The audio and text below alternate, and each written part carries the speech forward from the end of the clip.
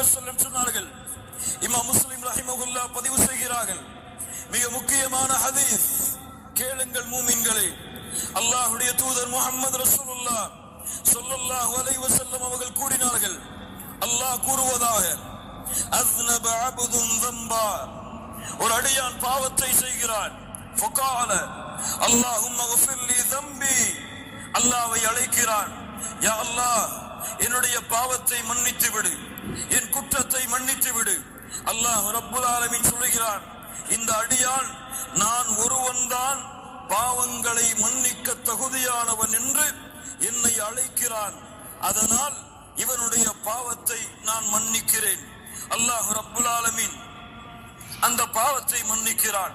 சும்மா ஆத, மீண்டும் அதே பாவத்தை அந்த அடியான் தொடர்கிறான்.